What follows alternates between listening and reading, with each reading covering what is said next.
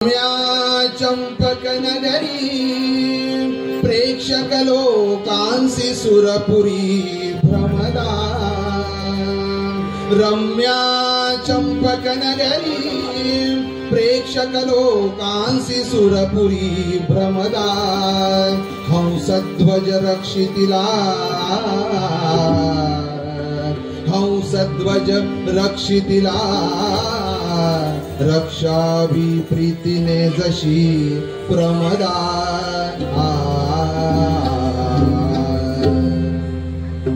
कथा आहे भारताच्या दक्षिणेकडे पंपा सरोवराच्या बाजूला असलेली चंपक नावाची नगरी चंपावती चंपक अशा प्रकारची नावं जिला आहेत आणि ही नगरी कशी होती कवींनी वर्णन केलं मोरोपंतांनी की प्रेक्षक लोकांसी वाटे जणी सुरपुरी भ्रमदा भ्रमाने बघणाऱ्यांना ती स्वर्गपुरीच वाटावी अशा प्रकारचं राज्य सदन राज्य सुफलाम सुजलाम आणि या राज्यावर राज्य करणारा राजा कोण होता तर हंसध्वज नावाचा राजा राज्य करतो हंसध्वज रक्षितिला राजा कसा असावा तर तो राजा असा होता की आपल्या नगरीचं आपल्या पत्नीप्रमाणे रक्षण करत होता रक्षावी प्रीतीने जशी प्रमदा प्रमदा म्हणजे आपली बायको अशा प्रकारे असलेले हे नगर असं राज्य आणि या राजाला 5 मुलगे होते सुत सुरत सुबल सुदर्शन आणि धाकटा सुधनवा अशी 5 मुलं होती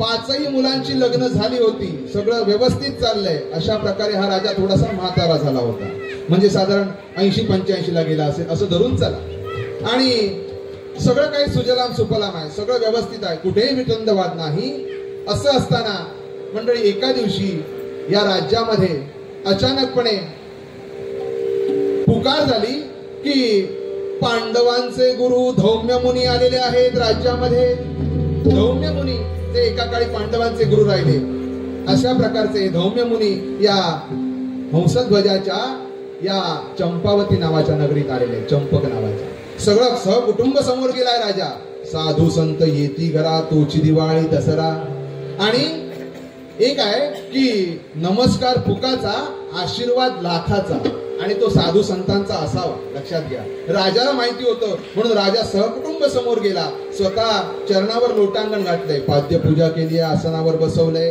आणि महाराज बऱ्याच दिवसांनी आमच्या या नगरीमध्ये आपल्यासारखे महंत मुनी महाराज आलेले आहेत आपल्याकडून एखादी कथा ऐकायची इच्छा आहे बरेच दिवस कथा श्रवण केली नाहीये त्यावेळेच्या राजाला सुद्धा असं वाटावं की कथा कीर्तनात बसावं कथा ऐकले होते म्हणून असे राजा घडले लक्षात घ्या आजकालचे लोक कीर्तनाकडे दुर्लक्ष करतात म्हणून राज्यकारभार व्यवस्थित चालत नाहीये आज जो राजा आहे तो आपल्या सर्वांच्या पुण्याईने राज्य करतोय म्हणून राजा आहे असो मंडळी मला सांगायचं आहे धौम्य मुनीने मान्य केलं आणि त्या राज्यामध्ये भागवत जे काही कथा असेल ती झाली कथा झाली यथावकाश सगळ्यांनी श्रवण केली आणि 7व्या दिवशी जेव्हा धौम्य मुनी जायला निघाले सगळा परिवार चरणावर लोटांगण घातले आणि राजा स्वतः समोर हात जोडून बसलाय महाराज खुश झाले धौम्य मुनी उपरमृही माग काय पाहिजे तुला माग मी खुश झालोय माग प्रसन्न झालोय महाराज द्या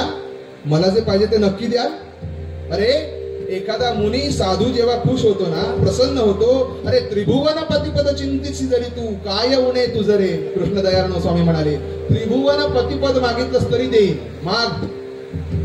मागितलंय काय मागितलं ते मोरोपंतांनी एका प्रश्नावलीमध्ये गुंतवलं मोरोपंत म्हणजे आपल्याला माहिती आहे बुवा पण सांगतील बारामतीचे लक्षात घ्या म्हणजे कसे असतील त्याला प्रहेलिका असं म्हणतात एका प्रहेलिकेमध्ये घातलं त्याचं मागणं कसं होतं मागणं करवसु पदवे विसजा करवसु पदवे विसजा वेदस्तन शोभती शिरे 7 पृच्छे 5 जयाला आणि स्मरता मुक्ती दे अल्प दिवसात राम राम हरे हरे राम राम राम राम हरे हरे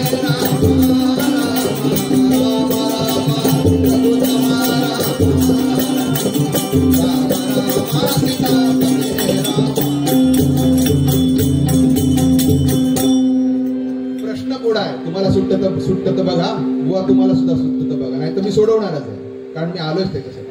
करवसू काय म्हणाले? करवसू पदबे विसजा. करवसू, वसू म्हणजे काय? वसू म्हणजे वसवहा. आपल्या आर्य सनातन वैदिक हिंदू धर्मामध्ये वसू नावाच्या देवता किती आहे? संख्यावाचक शब्द आहे, अष्ट वसू 8. कर वसू म्हणजे 8 हात असलेले, कर म्हणजे हात, 8 हात असलेला. त्याने एका प्रकृतीचं दर्शन मागितलंय. काय मागितलंय? साधं मागणं नाहीये.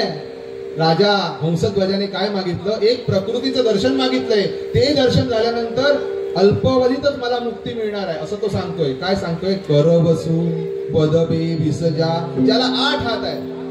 पदबे विस 22 पाय, ज्याला 22 पाय आहे. बेविसजा वेदस्तन, वेद किती आहेत? 4. वेदस्तन 4 स्तन ज्याला आहे. करवसू लक्षात ठेवा, तुम्हाला सोडवायचं आहे. करवसू म्हणजे 8 हात, 22 पाय, ज्याला 4 स्तन आहेत. वेदस्तन शोभती शिरे 7, शिरे 7, ज्याला 7 डोकी आहे. आणि पृच्छे 5 जयाला, 5 शेपट आहेत. पृच्छे 5 जयाला, स्मरता मुक्ती दे अल्प दिवसात. त्याचं स्मरण केल्यानंतर, अशी प्रकृती पाहिल्यानंतर, त्याचं दर्शन घेतल्यानंतर अल्प दिवसात मुक्ती मिळते. असं दर्शन मला दे असं धौम्य मुनी म्हणाले. आणि तो म्हणता क्षणी राजाने तथास्तु तथास्तु तथास्तु, धौम्य मुनीने लगेच तथास्तु केलं. का? त्याने काय मागितलं होतं ते कळलं त्यांना. तुम्हाला कळलं की नाही माहिती नाही. काय मागितलं होतं? महाभारतातल्या अर्जुनाच्या रथाचं वर्णन आहे. करवसू, आता समजावून सांगितलं पाहिजे. करवसू म्हणजे 4 हात कसे झाले? आता रथ कसा आहे? 4 घोडे आहेत. या रथावर भगवान गोपाल कृष्ण आहेत, त्याच्यानंतर अर्जुन आहे, आणि वरती कोण आहे? ध्वजस्तंभी वानरू, जो मूर्तिमंत शंकरू. आमच्या माऊलींनी वर्णन केले, ध्वजस्तंभावरी वानरू, जो मूर्तिमंत ईश्वरू, तो हनुमंत ध्वजस्तंभावर आहे. मग आपण आता विचार करूया, करवसू 8 हात कसे झाले? 8 हात. इथे हात असलेले प्राणी 3 आहेत, अर्जुन, मारुती आणि भगवान गोपाल कृष्ण. हात झाले पाहिजे किती? तिघांचे हात 6 नाही.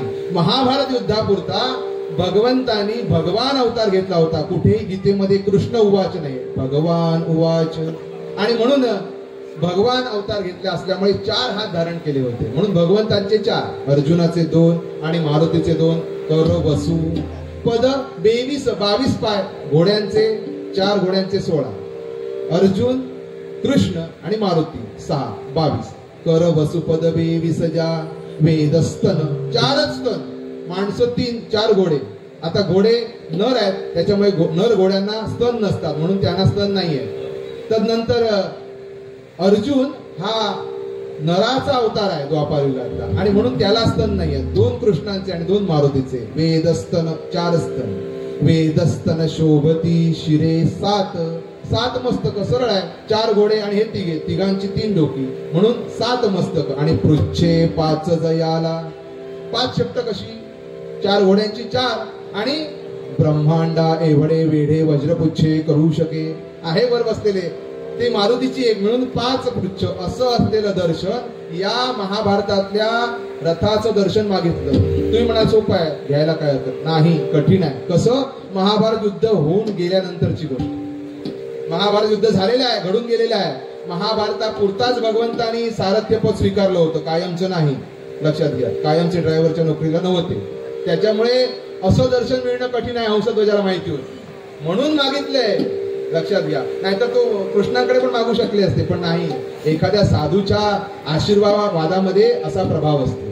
आणि यांना माहिती होतं, धौम्य मुनींना काय माहिती होतं की महाभारताचं युद्ध होऊन गेलंय, आणि युधिष्ठिर राजाने अश्वमेध यज्ञ सुरू केला.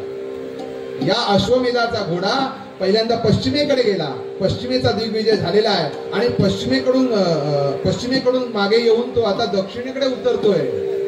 दक्षिणेकडे उतरतोय म्हणजे याच्या राज्यात येतो, आणि याच्या राज्यात येतोय म्हणजे याला रक्षण करणारा स्वतः अर्जुन बरोबर आहे. आणि अर्जुन बरोबर आहे म्हणजे शक्य आहे, म्हणून तथास्तु तथास्तु वर दिला. धौम्य मुनी निघून गेले. आणि 1-2 महिने झाले असतील, आणि भरला दरबार भरलेला आहे. सगळे अमात्य, सेनापती सगळे आहेत. पाचही मुलगे क्रमाने आसनावर बसलेले आहेत आणि त्याच्यातला हा जो धाकटा होता सुधन्वा, हा सुद्धा 25 वर्षाचा मुलगा आहे. 25 वर्षाचा आहे, नुकतंच लग्न झालेलं आहे 5-6 महिन्यापूर्वी आणि राज्यकारभार व्यवस्थित चालू आहे. आणि असं असताना अचानक या राज्य दरबारामध्ये वंदन कर के दूत कहत,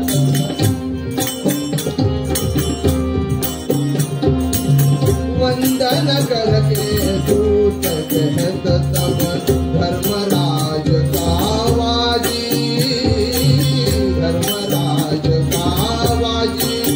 दूत आला धावत, बाहेर घोडा थांबवलाय आणि राज्य दरबारामध्ये प्रवेश केला. राजाने विचारलं काय झालं, भीतीने का थरथरतोय? धर्मराज कावाजी अपने देश में आया पाठ, अपने देश में आया पाठ, रक्षक जो कहयका राम, रक्षक जो कहयका राम, साधो राजा राम कहोरी, साधो राजा राम कहोरी, साधो राजा राम कहोरी. या राजदरबारामध्ये दूत येऊन उभा राहिलेला आहे आणि झालेली हकीकत राजाला सांगतोय. आपण थोड्या वेळाने बघूया पुढे काय झालं. आधी बुवांचं चरित्र सुरू करूया. काय जय जय रघुवीर. बुवांनी सांगितल्याप्रमाणे बुवांचं चरित्र लावायचं नाहीये, चरित्र बघायचे प्रयत्न वाढवा होते. सगळ्याच्या पाठीचे कणे ताट झाले बुवांचं चरित्र म्हटलं. सांगण्याचा विषय एवढा की बुवा म्हणाले की तिथनं आता पुढे नंतर बघूया. आपण पण जरा बुवाने आर्या साकी दिंडी सगळं सगळं सगळं सगळं घेऊन जरा जागं केलंय. जरा संध्याकाळची वेळेला साजेसं एखादं गाणं होऊ दे म्हणून कीर्तन कथेमध्ये भल्या पहाटेची वेळ आहे बरं का, भल्या पहाटेची वेळ आहे आणि म्हणजे असे स्वर कानावरती पडतायत. आता भल्या पहाटे गाणी कोणती लागतात? हा, रुपाळी म्हणतो ज्याला, असे रुपाळीचे स्वर कानावरती पडायला लागले. घनश्याम सुंदरा श्रीधरा. पक्ष्यांचा किलबिलाट सुरू झालाय. डोळे बंद करून विचार करा. हा, असा मंद मंद वारा सुटलाय, थंडीचे दिवस आहेत, किलबिलाट पक्ष्यांचा कानावरती पडतोय. आणि अशा या प्रसंगामध्ये घनश्याम सुंदरा श्रीधरा करुणोदय झाला. घनश्याम सुंदरा, घनश्याम सुंदरा श्रीधरा. साथीदारांना राग यायला नको म्हणून गाणं घ्यावं लागतं त्यांच्या नावाचं. घनश्याम सुंदरा, घनश्याम सुंदरा श्रीधरा अरुणोदय उठील वाकरी वनमाळी,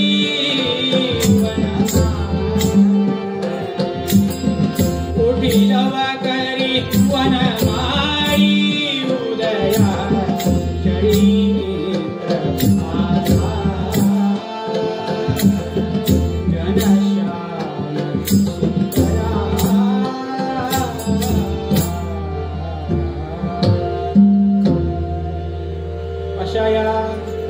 पहाटेच्या प्रसंगाच्या वेळेला जायचंय आपल्याला कुठे का गुरुकुलामध्ये जायचंय. फार जुनी कथा आहे बरं का. गुरुकुल आता काही दिसत नाही. गुरुकुल म्हणजे काय, पूर्वीच्या वेळी अशी प्रथा असायची की मूल स्वतःच्या पायावरती उभं राहायला लागलं की कुठे पाठवायचं, त्याला गुरुकुलामध्ये पाठवायचं. अशी ही आपली गुरुकुल कुटुंब पद्धत.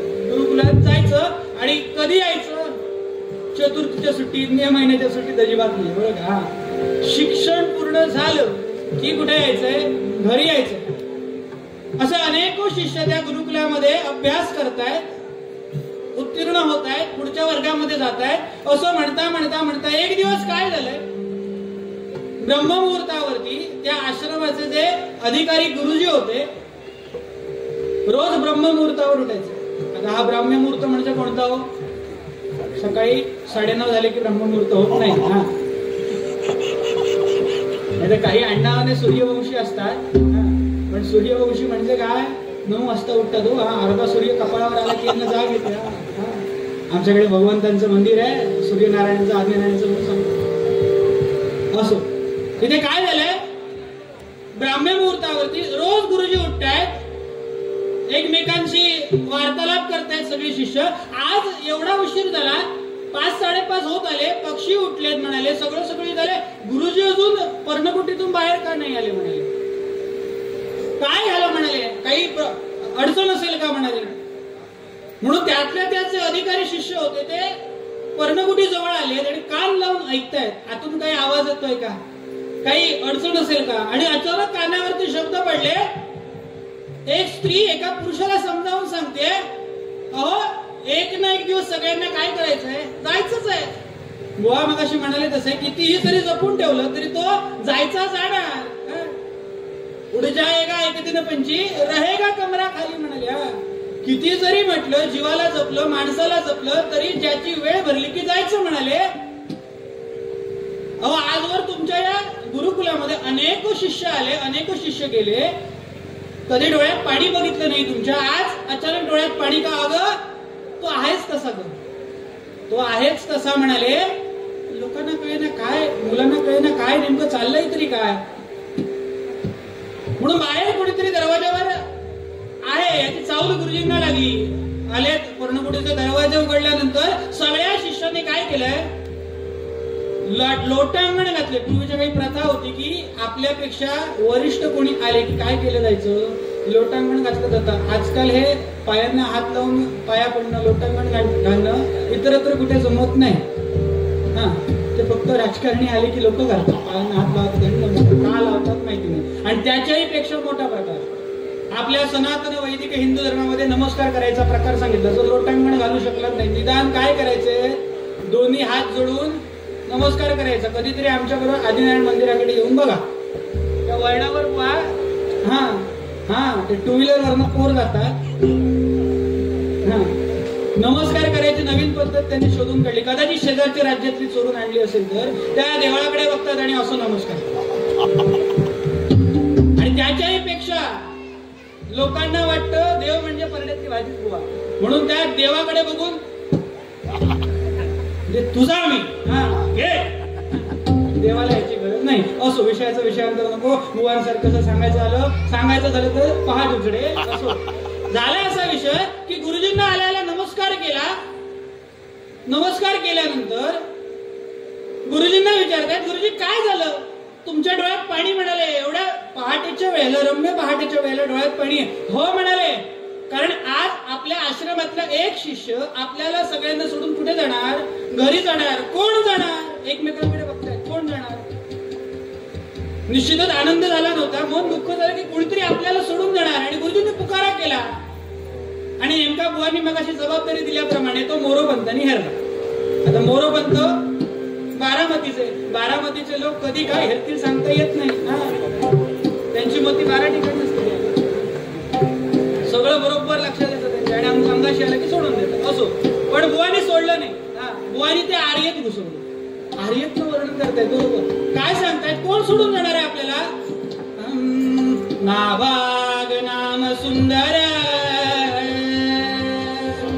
नाभाग नाम सुंदर, वय हे अवघे 10 पहात्याचे.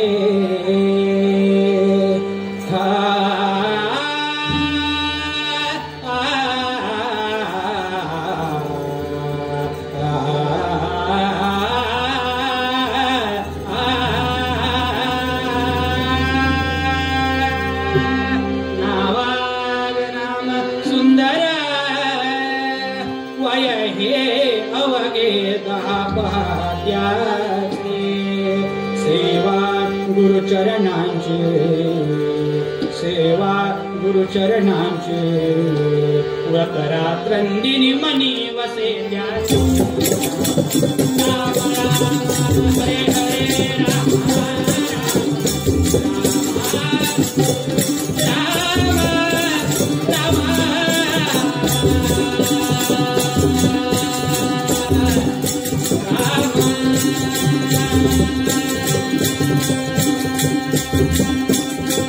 राम राम हरे हरे राम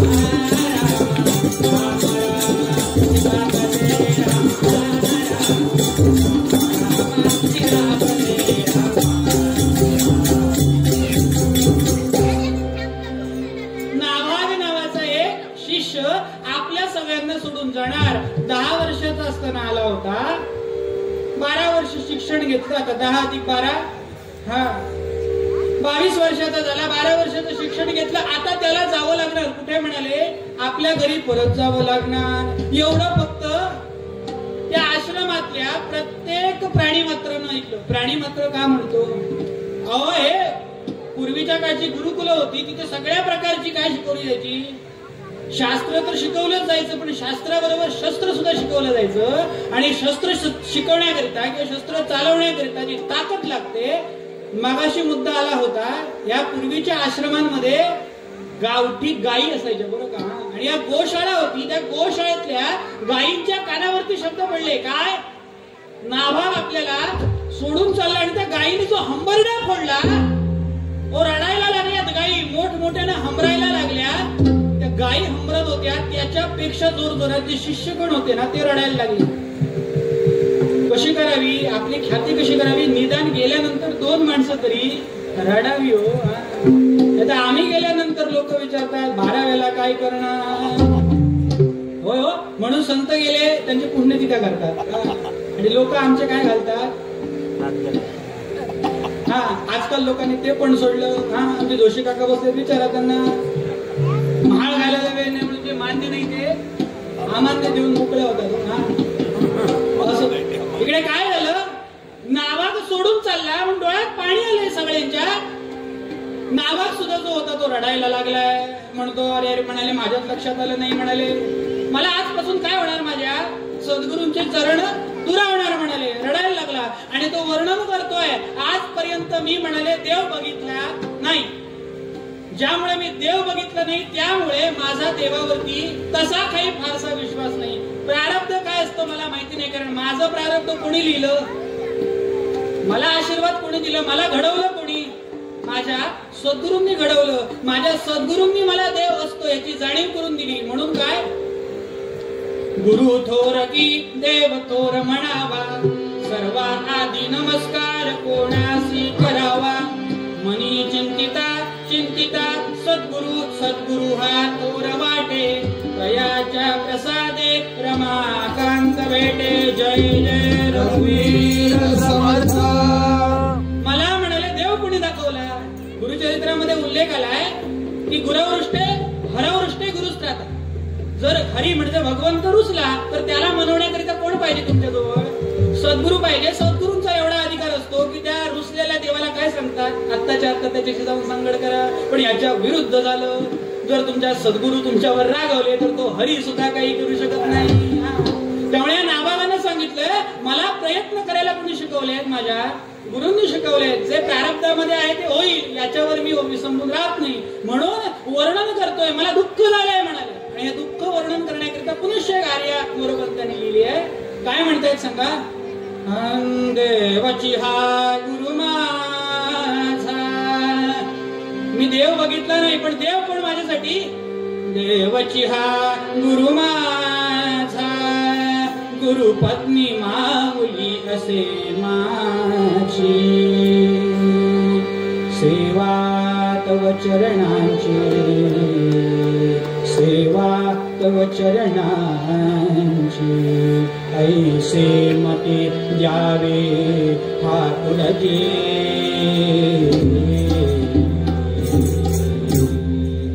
जर कोणी देव असेल तर त्या देवानं जन्मोजन्मी मला काय द्यावेत? हेच सद्गुरू द्यावेत म्हणाले. या सद्गुरूंच्या ऐवजी कोणी नको.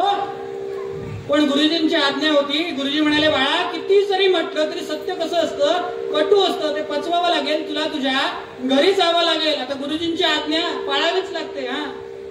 म्हणून गुरुजींच्या चरणांवरती नतमस्तक झालाय, नमस्कार केला. आणि आता नाभाग सुद्धा आपल्या घरी जाण्याकरिता निघाला. तो वाटेनं चालतोय तोपर्यंत चालू दे. तोपर्यंत बुवांचा मगाशी कोण जो निघाला होता तो पोहोचला असेल का बघूया जरा. म्हणून बुवा पुढे सुरू करा. हंसध्वज नावाच्या या राजाच्या राजदरबारामध्ये दूत येऊन पोचलाय. आणि महाराज विचारतायत, अरे घाबरलास कशाला, घाम कशाला फुटला? तो दूत सांगतोय, महाराज झालं असं की आपल्या या राजवेशीमध्ये एका घोड्याने प्रवेश केला, अश्वाने प्रवेश केलाय. कसा आहे घोडा? तर संपूर्ण मोतिया रंगाचा आहे, फक्त कान तेवढे श्यामल रंगाचे आहे. असा असलेला हा श्यामकर्ण अश्व, मला नाव कसं कळलं तर त्या घोड्याच्या मस्तकावर एक पाटी लिहिलेली आहे आणि त्या पाटीवर याचा मजकूर लिहिलेला आहे की युधिष्ठिर राजाने अश्वमेध यज्ञ सुरू केलाय आणि अश्वमेधाचा असलेला हा घोडा जेवढी भूमी प्रादाक्रांत करेल तेवढी भूमी युधिष्ठिर राजाची होणार आणि त्याला जो कोणी विरोध करेल किंवा हा अश्व जो बंधन करेल त्याचं युद्ध सरळ पांडवाशी होणार आहे. म्हणून ज्याची वीरश्री जागी असेल, जो कोणी वीर असेल त्याने या घोड्याला अश्वाला बंधन करावं. या श्यामकर्ण नावाच्या अश्वाला त्यानेच बंधन करावं ज्याच्या अंगी वीरश्री असेल. एवढं ऐकलो आणि ती पाचही मुलं ताडकन उभी राहिली. वीरश्री, अरे प्रत्यक्ष क्षत्रियाला वीरश्रीचं आव्हान.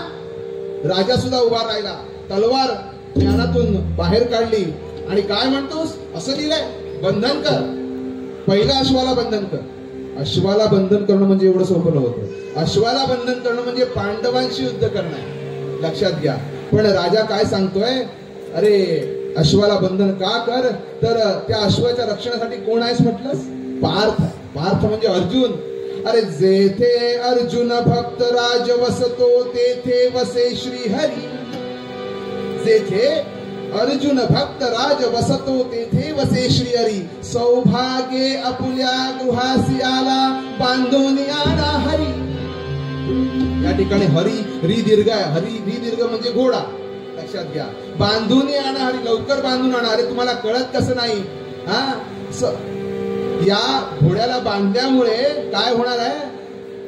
वृद्धाला मम कृष्ण दर्शन सुखे होईल त्याच्यामुळे. माझ्यासारख्या वृद्धाला, आता माझं काय राहिलंय, 80-85 वय झालंय, मला कृष्ण दर्शन हवंय. वृद्धाला मम कृष्ण दर्शन सुखे होईल त्याच्यामुळे. उद्धरतील मम स्वकीय सगळे 42 माझी कुळे. माझी 42 कुळं उद्धरून जातील. आणि तुम्हाला आठवतंय का, अरे धौम्य मुनीने जो आशीर्वाद दिलाय तो फळीत व्हायचा वेळ आलाय. हा अश्व म्हणजे त्याच द्योतक आहे. जा लवकर बंधन करा. झाली आज्ञा झाली, अश्वाला बंधन झालं आणि अश्वबंधन झाल्याबरोबर लगेच तिकडे अर्जुनाने आपला पांचजन्य असलेला शंख वाजवला. अश्वबंधन झालं म्हणजे युद्धाचा पुकार आहे. सामोपचार आजच्या दिवशी, उद्या सकाळी युद्ध, म्हणून सामोपचाराचे जे काही निरोप असतात ते पाठवले गेले. हंसध्वजाने सांगितलं सामोपचार नाही, आम्हाला युद्धच करायचं.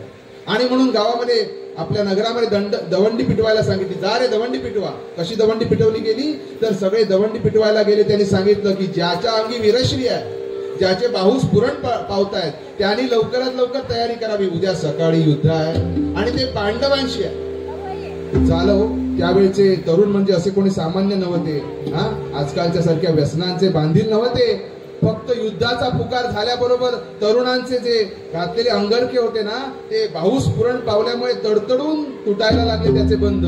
आमचे पण तुटतात पोट सुटल्यामुळे. तसं नव्हतं, लक्षात घ्या. बाहूस पुरण पावल्यामुळे ते तट्टट तट्टट बंध तुटायला लागले.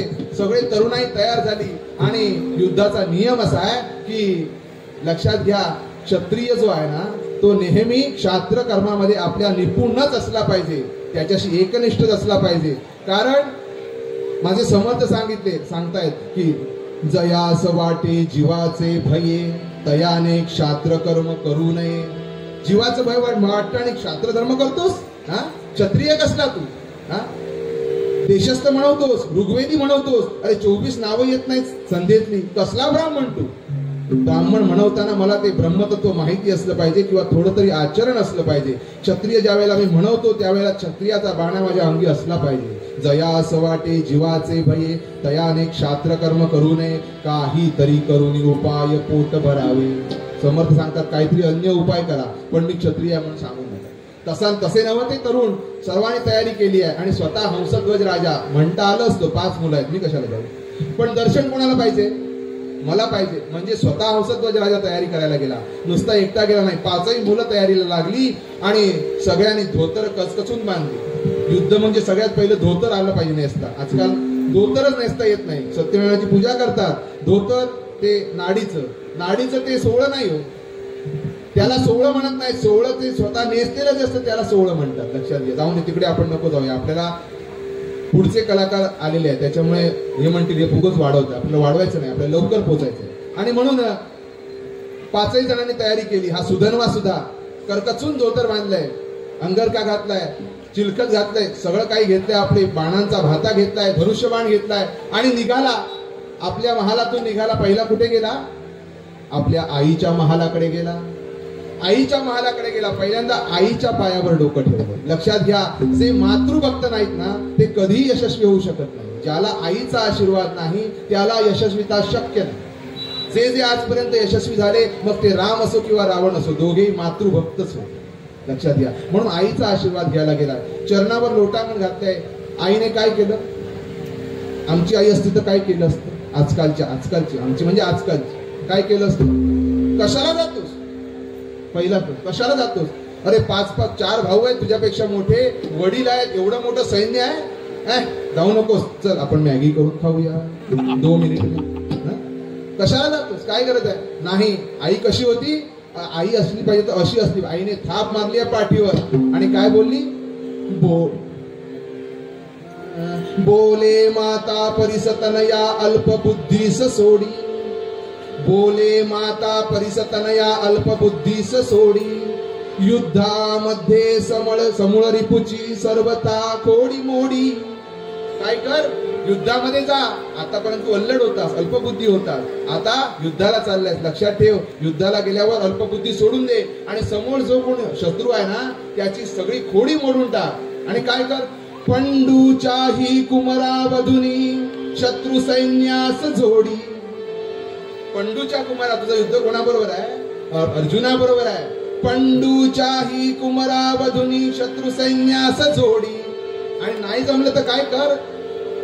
किंवा तूही मरण समयी थोरती गती जोडी. तुमची आमची आई असते तर सांगितलं असतं, अगदीच नाही जमलं ना तर 4 वेळा तलवारी फिरव आणि हळूच ज्ञान कर आणि घरी. नाही, ही वीर माता होती, क्षत्रियाची माता होती. काय सांगते? ज्या वेळेला तुला जमणार नाही त्यावेळेला काय कर? वीरती गती जोडी. 2च फक्त माणसं सूर्यमंडळ भेदून जातात. द्वाविमो पुरुषो लोके भेदिनौ सूर्यमंडले. 2च फक्त सूर्यमंडळ भेदून सरळ देवापर्यंत पोहोचू शकतात. कोण? एक म्हणजे जो प्रपंच टाकून यती होतो, संन्यासी होतो तो, आणि रणेचापि हते गतः. युद्धामध्ये शत्रूच्या सैन्याबरोबर लढता लढता जो धारातीर्थी पडतो ना, हे 2च लक्षात घ्या. म्हणून वेळोवेळी रोज जेवताना आठवण केली पाहिजे की आपल्यासाठी जे लढतायत सीमारेषेवर आणि आपला देह धारातीर्थी पाडतायत त्यांची आठवण रोज झाली पाहिजे. का? तर ते आहेत म्हणून आम्ही सुरक्षित आहोत. हा महोत्सव आम्ही ते करू शकतोय. लक्षात घ्या. रणेचापि हते गतः. म्हणून ती आई सांगते, शास्त्राधार आहे, रणामध्ये मागे येऊ नकोस, परत येऊ नकोस मला तोंड दाखवायला, जिंकूनच ये, नाहीतर मृत्यू पत्कर रणांगणामध्ये. अशी आईने आशीर्वाद दिलाय. आणि आईचा आशीर्वाद घेऊन आता हा निघाला जड अंतकरणाने. का? तर हल्ली 6 महिन्यापूर्वी लग्न झालंय. आईचा आशीर्वाद तर घेतला पण बायकोचा आशीर्वाद घेतला पाहिजे म्हणून बायकोच्या महालाकडे निघाला. मग मातृपदी करुणी सुधन्वान मातृपदी करुणी सुधन्वान मना. चालला प्रियेच्या सदना, चालला प्रियेच्या सदना. बायको कशी होती हो? सुलक्षणा. या ठिकाणाहून सौंदर्याचं वर्णन करायचं नाहीये पण कवीने काही शब्द वापरले पाहिजे. अति गौरांगी, अति गौरांगी, अति गौरांगी मत्त मतंग जगमना. अति गौरांगी मत्त मतंग जगमना. अकलंक चंद्र समवदना. चंद्राला डाग आहे पण आपल्याकडे आज मोबाईल आहेत ना, आपण आपले फोटो एडिट करतो बघा, डाग काढून टाकतो आपल्या चेहऱ्यावरती. तसं केल्यानंतर चंद्र कसा दिसेल त्याचं वर्णन केलंय कवीने. अकलंक चंद्र समवदना. देखिली प्रभावती राणी,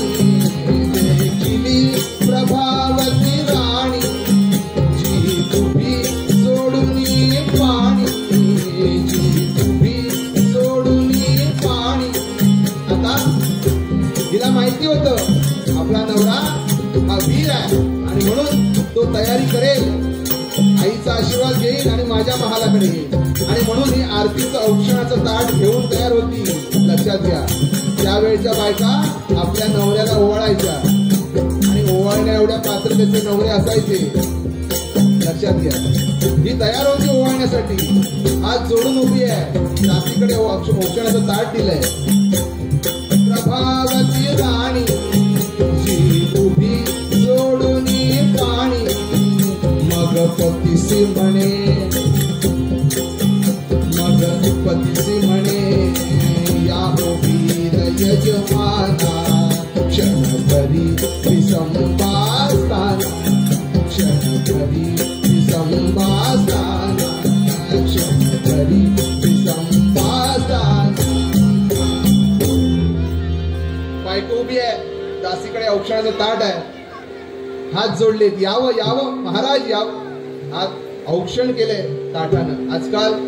आजकाल औक्षण होतं, पण ताट म्हणजे आरतीच्या ताटाने होत नाही, नुसतेच हात चालले म्हणजे असे जातात म्हणून चालले म्हणतात, नाहीतर वीर असते तर नक्की औक्षण झालं असतं. होतंय आज सुद्धा. असो, मला सांगायचंय आहे की तिने औक्षण केलंय आणि या वीराने आज्ञा मागितली आहे पत्नीची. आम्ही निघालोय, युद्ध फार मोठं आहे, भेटू पुन्हा. पण डोळ्यातून टचकन पाणी आलंय, महाराज तुम्हाला जाता येणार नाही. हात पकडलाय, 2 मिनिटं माझ्याबरोबर आत आलं पाहिजे म्हणून उंबऱ्यातून आत नेलंय, आपल्या आसनावर बसवलंय. महाराज जाता येणार नाही माझा शब्द टाकून. का? अगं तुला कळत नाही का, युद्धाचा पुकार झालाय, आता युद्ध सुरू होणार आहे. युद्धाचे नियम माहिती आहेत ना तुला? युद्धाचे नियम कसे आहेत माहिती आहे तुला? अगं आमच्याकडे युद्धाचे नियम असे आहेत की युद्ध पुकारल्यानंतर, आता सकाळी तुला सांगतो मी काय झालंय ते, त्या ठिकाणी रणांगणामध्ये एक कढई रोवलेली आहे. कढई रोवलेली आहे. कढई रोविली मेदिनी, ती पूर्ण केली तैल भरोनी. काय केलंय? कढई ठेवली आहे, मोठीच्या मोठी आणून. कशाला? सैन्यासाठी बटाटे वडे तळायचे होते का? नाही, भरपूर मोठी, 2-3 जण सहज पोहतील अशी.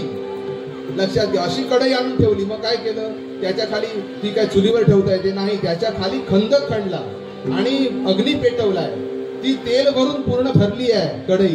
कढई रोविली मेदिनी, ती पूर्ण केली तैल भरोनी, मग पेटवला से अग्नी.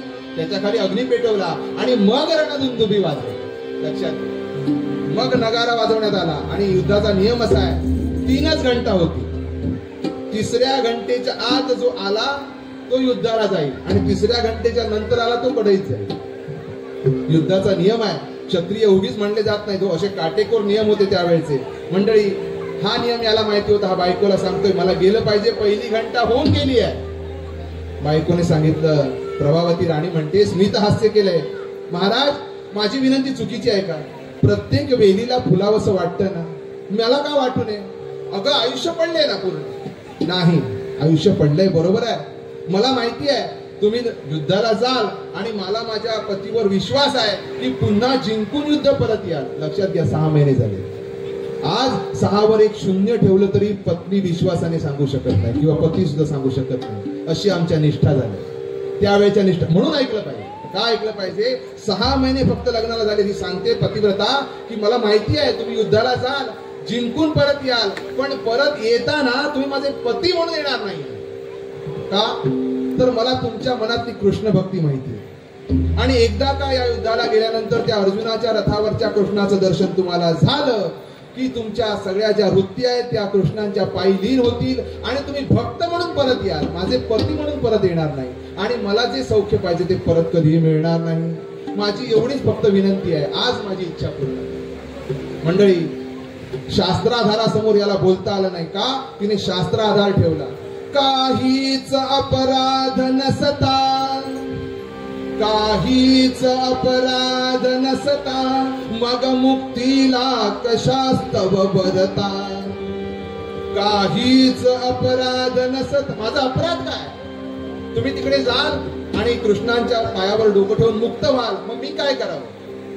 आणि म्हणून धर्मेच अर्थेच कामेच असे का बदला, मग कर ग्रहण करिता.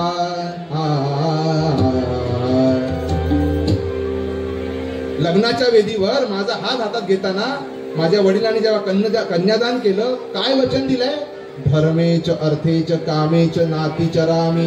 धर्म, अर्थ आणि काम या तिन्ही गोष्टीमध्ये तुम्ही मला ओव्हरटेक करणार नाही किंवा मी तुम्हाला करणार नाही, असा शब्दार्थ मराठी भाषेत असा होतो. म्हणून सांगितलं नातीचरामी. याचा अर्थ सांगायला गेलो तर खूप वेगळा वाटेल आणि लोकांना परत ते समजायला नाही. म्हणून ओव्हरटेक करणार नाही म्हणजे एकमेकाला टाळून जाणार नाही.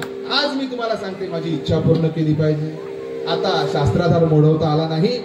मनामध्ये असा विचार आला, माझ्या अध्यात्म मार्गातली धोंड आहे, आडवी आली आहे, पण असो काही का असेना मला जायचंय लवकर. आणि म्हणून त्याने तिची इच्छा पूर्ण केली. पुन्हा सुस्नात झाला, आंघोळ केली. का तर योद्ध्याची पूजा युद्ध आहे, लक्षात घ्या. म्हणून पूजेला जाताना कधी अस्नात जायचं नसतं. म्हणून पुन्हा सुस्नात झाला, पुन्हा वस्त्र परिधान केली आणि घोड्यावर टाप टाकली आहे आणि निघाला. तडक घोडा रणांगणामध्ये येऊन थांबलाय. पुढे काय झालं नंतर? जय जय रघुवीर. त्यांचा घोडा टप टप टप टप टप टप चालेपर्यंत हळूहळू नाभाग निघाला होता. तो नाभाग जो निघाला तो आलाय, तो आपल्या गावामध्ये आला. आता ओढ लागते गावाची. हा, बुवांकडे पण जास्त वेळ नाही, जरा पळ पळ पळ पळ पळवूया जरा. नाभागाला पळत पळत पळत आला आणि आपल्या ज्या ठिकाणी माझं घर आहे हे त्याला कळालं, तिथे येऊन थांबला. पण आता जरा अकस्मात वृत्ती झाली. का? गृहांगणी नाभाग आला, दोन सदरे दिसली तयाला. काय झाले विचार आला,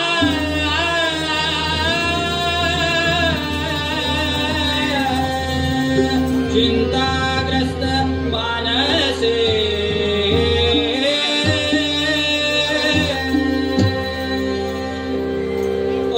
आश्चर्यचकित झाला. 10 वर्षाचा होतो, घर सोडून जात होतो. त्यावेळी म्हणाले इथे एक तुमदार घर होतं मस्तपैकी. जाताना इथं आई वडील मला माझे सोडायला आले होते. इथं कुंपण होतं. काय चमत्कार म्हणाले, ह्या मी चुकलो काय वाट म्हणाले. म्हणून मागे वळून बघितलं, मागे एक विहीर होती. म्हणून मागे बघितलं तर विहीर होती. म्हणजे हेच घर आहे आपलं म्हणाले. कोणाला विचारावं, नेमकं कोणत्या घरात जावं कळेना. कुंपण होतं मध्ये, ह्या घरात जावं की त्या घरात जावं कळेना.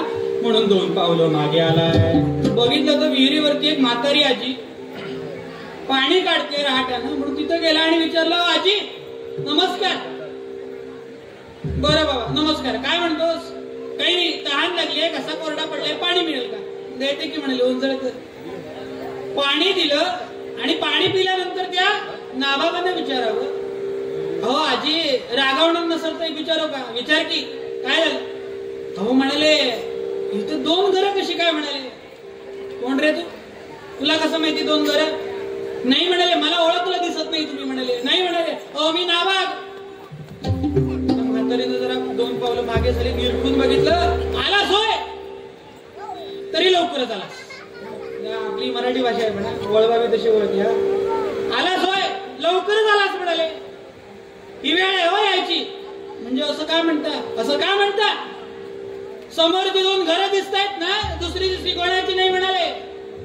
तुझ्याच रक्ताचे भाऊ. हा, त्यांनी 2 घरं बांधली. काय सांगताय म्हणाले? वा वा वा वा 2 घरं. अरे वा वा काय?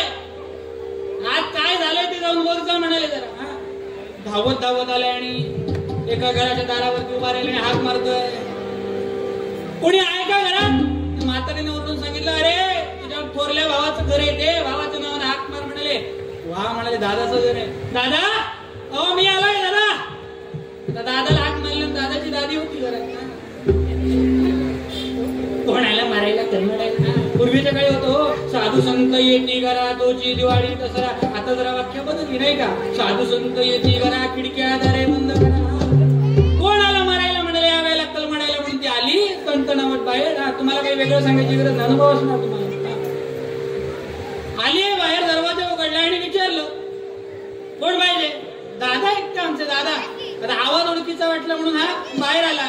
बघितलं, ओळख पटली, हा कोण आपला नावाग म्हणाले. अरे नावागा आलास तू? धावत धावत धावत धावत त्याला आलिंगण मारलं. बाहेर का उभा म्हणाले, आज चल. हट्टानं हात घेऊन आलाय, आसनावरती बसवलं. नावागाचे डोळे कर कर कर कर फिरतायत, बघतायत. दादा अरे म्हणाले काय सुंदर घर बांधलंस म्हणाले. वा वा वा. दादा म्हणाले आपला तुझा दुसरा भाऊ म्हणजे माझा मधला भाऊ कुठे गेला? सांगतो रे म्हणाले, चहा पाणी तरी घ्या म्हणाले. नाही दादा, मला म्हणाले तू का पुढे आलास? आई बाबा कुठे गेले? सोडून जाताना आई बाबांना शेवटचं बघितलं होतं दादा, जरा एकदा आई बाबाने परत एकदा डोळे भरून बघायचंय म्हणाले. मला असं वाटलं होतं आई खुश होईल म्हणाले, बाबा म्हणाले आनंदी होतील म्हणून आलो होतो. असं सांगितल्यानंतर त्या भावाचा जरा चेहरा पडला. तो म्हणाला, अरे ना बाबा विचारू नकोस, तू गेलास आणि सगळं बदललं बाबा. काय बदललं दादा? काही नाही म्हणाले, लोकांनी आमच्या आई वडिलांना सांगितलं की आम्ही दोघेच होतो, दोनाचे 4 करून द्या. म्हणून म्हणाले आम्हा दोघा भावांची लग्न झाली. लग्न झाल्यानंतर म्हणाले आम्ही काही साधे नाहीत म्हणाले, आम्हाला बायका मिळाल्या त्या श्रीमंत घराण्यातल्या म्हणाले. त्या घरी आल्या आणि त्या दोघींचं एकमेकांबरोबर जरा पटेना म्हणाले, जरासं पटेना म्हणून जराशे ठिंगे उडायला लागल्या. हे काही नवीन नाही आपल्याला, नाही का? आपल्या घरात पण हीच परिस्थिती सध्या. जावाजावांची तोंड व्हायला लागली, भांडणं व्हायला लागली. म्हणून म्हणाले निर्णय घेतला आम्ही, काय विभक्त व्हायचं. अच्छा म्हणाले, म्हणून 2 घरं का? बरं नाही नुसती घरं नाही म्हणाले. अरे नामा का सगळ्या संपत्तीच्या किती वाटण्या केल्या? 2 वाटण्या केल्या. अरे दादा आपण भाऊ किती? 3. वाटणे किती केल्या? 2. माझा वाटा कुठे? दिलाय की तुला? सगळ्यात मोठा वाटा तुझ्यासाठी राखून ठेवला म्हणाले. बरं कोणाला? मगाशी म्हणालास ना आई बाबा कुठे गेले? नावा का? अरे काय सांगू, तू गेलास, आम्हा दोघांची लग्न झाली आणि आईला म्हणाले देवाज्ञा झाली. एवढे शब्द फक्त कानावरती पडले आणि टाहो पडल्यावर नावागानं, देवा अरे एवढा कसं रे निष्ठूर झालास? अरे जाताना म्हणाला होतो आईला मी येणार, आई मी परत येणार, मी पुन्हा येईल गाई, तुझा पोरगा शिकून मोठा होईल आणि परत येईल. म्हणाले देवा अरे काय केलंस? म्हणजे आईलाही राहून घेतलंस? अरे म्हणाले खूप वाईट झालं दादा. अरे कळवायचं तरी निदान. नाही रे वेळ मिळाला. भानावर आला, म्हणाला आई गेल्याची वार्ता कळली, बाबा पण दिसत नाहीये. म्हणून नाबाग आता बसल्या जागेवरून उठला आणि थरथरत्या हाताने विचारतोय, दादा अरे आई गेलीच्या कळालं, बाबांचं काय झालं? बाबा कुठे गेले? घाबरू नकोस म्हणाले, बाबा आहे. तेच सांगितलं, सगळ्यात मोठं धन तुझ्या नावावर ठेवलंय म्हणाले. म्हणजे काय? अरे बाबांना आता जमत नव्हतं, त्यांना काही संपत्ती सांभाळता येत नव्हती, म्हणून त्यांची संपत्ती म्हणजे काय? आई वडिलांची संपत्ती सगळ्यात मोठी म्हणजे मुलं. आणि तुला म्हणाले त्यांच्या नावावर करून टाकलं. कुंडली गोवर्धन विठ्ठल म्हणाले. वा दादा म्हणाले, चांगला निर्णय. मग बाबा दुसऱ्या घरात आहेत का? नाही म्हणाले. थांब तुला दाखवतो. बाहेर आणले, हाताला धरून सांगितलं. काय सांगितलं? कवी वर्णन करतायत. त्या तिथे पलीकडे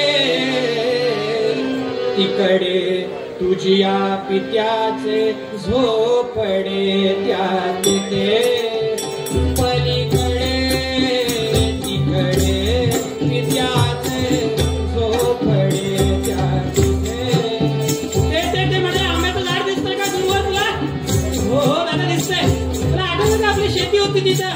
हो पण तिथे बाबा म्हणाले ती नापीक जमीन आहे. हा म्हणूनच म्हणाले सुपीक जमिनी होते रे आम्ही घेतले रे. हा जमीन तशी पडीक होती, लोकांची गुरं यायची, चरायची, वाट लावायची, म्हणून म्हणाले तिथे एक झोपडं बांधलं. आणि त्या झोपडीमध्ये म्हणाले कोणाला नेऊन ठेवलं? बाबांना. अरे दादा जिबेला काही हाड? बाबांना तिकडे नेऊन ठेवलं. अरे हो रे बाबा, आमची 2चे 4 झाले, 4चे 6, 6चे 8 पोरं झाली आम्हाला. पोरांमुळे बाबांना झोप येईना, म्हणून त्यांना नेऊन कुठे ठेवलंय? डोंगरावर ठेवलंय. अरे मग म्हणाले कर्मधरीत नेऊन जेवायला वाढतं की नाही? नाही म्हणाले, गेल्याच आठवड्यात एकदा जेवण नेऊन दिलं होतं, परत काही निरोप आला नाही म्हणून गेलो नाही. कळालं म्हणाले. नावाक निघालाय, धावत धावत धावत धावत डोंगरावरती आला आणि दरवाजा उघडलाय फक्त त्या झोपडीचा आणि बघितलं आत 90-95 वर्षाचा एक म्हातारा एका चटईवरती पहुडलाय आणि मुखावाटे काहीतरी नामस्मरण करतोय. कानावर पडलं. काय? ओम नमः शिवाय, ओम नमः शिवाय, ओम नमः शिवाय, ओम नमः शिवाय. कोण आहे रे तिकडे? दरवाजा उघडल्यानंतर प्रकाश आहे की आत आला आणि विचारलं कोण आहे रे तिकडे? मला दिसत नाहीये. कळालं याला की बाबांची काय गेलीये, माझ्या दृष्टी गेलीये. म्हणाले अरे म्हणाले, म्हणून पायानं जाऊन मिठी मारली, स्पर्श ओळखला या वडिलांनी. वडील म्हणाले काय? आलास लेकरा वाट सारखी पाहतो तुझी बाळा, काळास थांबवोनी, काळास थांबवोनी, प्रार्थले तदा मिया काळा. अरे तो यम मला आज होईल की उद्या येईल माहिती नाही, पण त्या देवाची शपथ घेऊन त्याला दरवाजावरती थांबवलं होतं केवळ आणि केवळ तुला बघण्याकरिता. एवढा उशीर लावला सो यायला. बाबा म्हणाले गुरुजींनी आज्ञा दिली आणि इथं आलो म्हणाले. अरे म्हणाले त्या देवाकडे, अहो बाबा नुसतं देव देव करून काय होणार आहे, हो काय अवस्था करून घेतली स्वतःची बाबा. अहो तो देव प्रयत्नांना यश देतो म्हणाले, काहीतरी म्हणून अहो एक निरोप तरी पाठवायचं म्हणाले. बाबा हे योग्य नाही. नाही बाबा आता मी मरतो. नाही बाबा आईला हिरावून घेतलं ना त्या देवानं, आता बघतो तुम्हाला काय करतो तो देव. ज्याचं नाव घेता त्या देवाला तुमची दया येत नाही म्हणाले, असला कसला देव. त्यापेक्षा म्हणाले प्रयत्नांची मी पराकाष्ठा करेन. गुरूंच्या गृही असताना, गुरुगृही असताना मी म्हणाले सगळी वैद्यकीय ज्ञान घेतले म्हणाले, हे सगळं ज्ञान पणाला लावतो म्हणाले. आणि काय सांगावं, नुसतं लष्कराच्या भाकऱ्या भाजल्या नाहीत, सांगितल्याप्रमाणे वडिलांवरती योग्य उपचार केले आणि त्यांना बरं केलं. तरतरीत झालेत वडील. रोज काय करतोय, पित्याची सेवा करतोय, ते धन कमवतोय. पितृसेवेचं काय कमवतोय, धन कमवतोय. मात्र किती जरी म्हटलं तरी पोटाची खळगी भरण्याकरिता पैसा लागतो. पैसा जसा जसा कमी होत गेला तसं या नाभागाचे वडील हे सुद्धा काही साधे नव्हते बरं. त्यावेळेचे सगळ्यात मोठे विद्वान पंडित ज्यांचं नाव नभग, आणि या नभग मुनींचा मुलगा म्हणून याचं नाव नाभाग. या नभग महामुनींनी सांगितलं, बाळा काय झालं, कसली चिंता करतोयस. काही नाही म्हणाले. अहो म्हणाले आपल्या दोघांचा उदरनिर्वाह करायचा तर पैसा पाहिजे म्हणाले. तर पैसा कुठे मिळत नाहीये. अरे आठवलं, बरं आलं पैशाची आठवण काढलीस. सकाळीच म्हणाले या राज्याचा जो राजा त्याचे काही शिपाई आले होते. का आले होते तर तेच तुला सांगायचं विसरून गेलो. का महायज्ञ चालला वनी, कार्य कोडते सहावे दिनी, संशयाला मुनींचे मनी, निर्णय देई जावोनी. अरे म्हणाले या राजानं श्रोत्रयज्ञ चालवलाय म्हणाले. तो 6 दिवस चालतो. 5 दिवसाचं कार्य झालं, उद्याचा 6वा दिवस. पण नेमकं 6व्या दिवशी कसा समारोप करावा त्या यज्ञाचा फक्त मला ठाऊक आहे म्हणाले. हो म्हणाले मला सुद्धा माझ्या गुरुजींनी शिकवलंय. शिकवलंय ना म्हणाले, मग आत्ताच्या आत्ता निघ. बाबा असा कसा जाऊ म्हणाले. अरे थांब म्हणाले, आज संध्याकाळच्याला त्या राजाचे शिपाई तुला नेण्याकरिता येत आहेत. सांगितल्याप्रमाणे संध्याकाळची वेळ झाली आहे. ते शिपाई न्यायला आले. वाटेनं मजल दरमजल करत हा नाभाग निघाला. नेण्याकरिता जो घोडा आणला होता त्या घोड्यांच्या टापांचा आवाज परत एकदा गुंजला आणि जो इथे त्यांचा सुदत्वा घोड्यावर बसून निघाला होता त्या युद्धाच्या ठिकाणी जाण्याकरिता, तसाच आता हा नाभाग घोड्यावर बसला आणि टप टप टप टप टप टप टप टप टप टप पावलं जपून तो राजाच्या यज्ञापर्यंत निघालाय. अशाच घोड्यांचा टपांचा आवाज करत करत फक्त टापांचाच आवाज येतोय आणि रणांगणामध्ये पोहोचलाय. झालं होतं असं याचा कर्मधर्म संयोगाने मंडळी नेमकी 3री घंटा होऊन गेली होती. गण गण गण गण गण गण गण गण गण गण गण गण 3री घंटा झाली आणि अगदी आजच्या भाषेत सांगायचं तर पिन ड्रॉप सायलेन्स. का भयान शांतता. का सगळे हजर झाले, फक्त एकच सुधनवा नाहीये. आणि म्हणून सगळ्यांना काळजी लागली त्या 25 वर्षाच्या सुधनवाची. सुधनवा आला हो, पण थोडासा उशिराने आला. त्या घोड्यांच्या टापांचा आवाज तेवढाच फक्त रणांगणामध्ये गुंजला. घोडा येऊन थांबला. थांबल्याबरोबर हा घोड्यावर उतरला. वडिलांनी आज्ञा झाली, अरे बघता काय, माझा मुलगा असला म्हणून काय झालं, उचला त्याला, टाका कळई. युद्धाचा नियम माझ्या मुलाला पण तोच आणि सगळ्यांना तोच. आज्ञा झाल्याबरोबर बघतायत कशाला. जल्लादाने उचललाय, चौघांनी म्हणून उचललाय आणि उचलून त्या कढईत टाकणार आर्त हात दिली आहे. का तर भगवंता माझ्यामुळे उशीर झाला नाहीये. माझा कर्मधर्म संयोग असा होता की मला शास्त्राधार मोडवता आला नाही आणि म्हणून मला उशीर झालाय. कृष्णा कृष्णा ऐसे, कृष्णा कृष्णा ऐसे, श्री कृष्णा मी तुला किती पाहू, धाव घ्या लव करी, धाव घ्या लव करी गरुडाची वाट नका पाहू. गरुडाची वाट बघू नका, धावा. फक्त एकदाच कृष्णाला हाक मारली आहे मंडळी, लक्षात घ्या. आर्त भावाने जी हाक मारली जाते ना ती बरोबर त्या ठिकाणी पोहोचते. काय झालं? भगवान आले का? नाही आले. भगवान आले नाही, पण भगवंतांनी तिथून आज्ञा केली. कोणाला? अग्निनारायणाला. त्यांचंच रूप आहे ना.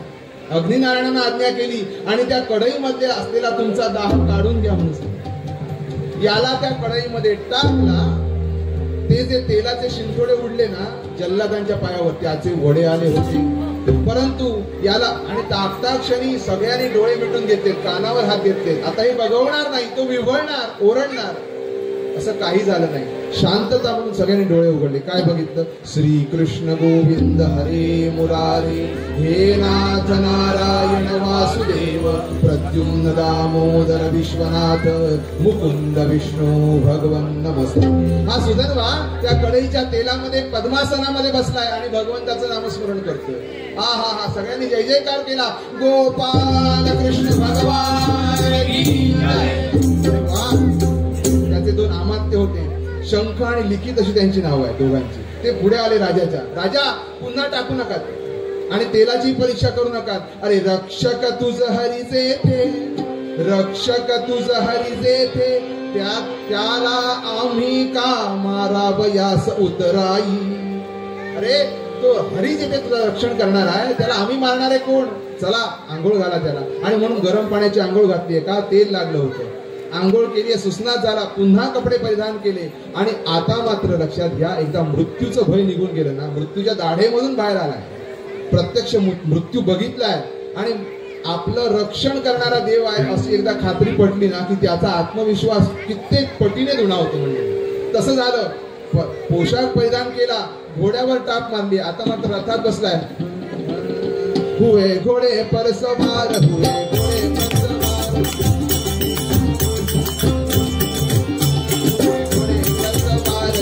हाथ में तलवार, हाथ में तलवार, चलत शत्रु को मार, चलत शत्रु को मार, चलत शत्रु को मार, हाथ से चलत है, हाथ से चलत है. घोड्यावर बसला. जरा पळवतो कारण काय मुलांना वेळ बघावा लागेल, उशीर होईल म्हणून. मंडळी घोड्या त्या रथामध्ये बसलाय आणि सारथ्याला सांगितलंय काय करायचं. मी डोळे बंद करतो. कसा आहे वीर बघा, मी डोळे बंद करतोय. रथ आता त्याच ठिकाणी थांबवायचा जिथे समोर अर्जुनाचा रथ उभा असेल, त्याच ठिकाणी जाऊन थांबवायचा, अन्यथा कुठेही थांबवायचा नाही. आणि अर्जुन दिसला की मला सांगा. झालं, ठरलं. रथ सुटला आणि बरोबर रणांगणामध्ये मध्यभागी या अर्जुनाच्या रथासमोर आणून ह्या सुधन्व्याने आपला त्याच्या सारथ्याने रथ उभा केलाय. रथ उभा केलास, बरोबर समोर दिसतोय. किती अंतरावर आहे? अमुक अमुक. ठीक आहे, उघडू डोळे, उघडा. आणि सुधन्व्याने डोळे उघडले. कसे उघडले? ते डोळे बरोबर, ती दृष्टी बरोबर त्या रथावर बसलेल्या सारथ्याच्या पायावर जाईल असे उघडले. उघडले डोळे, पण बघितलं ते चरण सुकुमार नाहीये, सुकुमार चरण नाहीयेत. अरे नाही, हा अर्जुनाचा रथ नाही. असं कसं म्हणता महाराज? बघा वर ध्वजा बघा, अर्जुनाचाच रथ आहे. होय ना, अर्जुनाचाच रथ आहे, पण रथावर सारथी नाहीये. आणि म्हणून गदा गदा हसता, मोठ्याने हसता. आता कसं होतं, अर्जुनाला आपल्या समोर हसणारी लोक बघायची सवय नव्हती. याचा इगो जागृत झाला. आजच्या भाषेत सांगायचं तर याला आपल्या समोर आलेले योद्धे हे भयकंपित झालेले बघायची सवय होती. लक्षात घ्या, थरथरणारे, घाम फुटलेले बघायची सवय होती, हसणारे बघायची सवय नव्हती. राग आला हो, कोणासमोर असतोस, कोण तू? सुधन्व्याने सांगितलं, मी महाराज हंसध्वजांचा धाकटा मुलगा सुधन्वा. मग हसतोस कशाला? हसू नको तर काय करू? तू माझ्याशी युद्ध करायला आलास? अरे म्हणजे तू कोण मोठा लागून गेलास का? अर्जुन विचारतोय. कोण आहेस तू? मी कोणी असू दे त्याच्याबद्दल बोलणं नाहीये. तू माझ्याशी युद्ध करायला आलायस? आता सांगतो, युद्ध सोडून निघून जा. युद्ध सोडून निघून जा? मला? अर्जुनाला? अरे एवढी युद्ध जिंकली आहेत मी. या युद्धामध्ये त्याचं वय 117 वर्षांचं आहे. कोणाचं? अर्जुनाचं. आणि याचं 25 वर्षांचं. लक्षात करा, तुलना घ्या काय तुमच्या मतीने काय घ्यायची.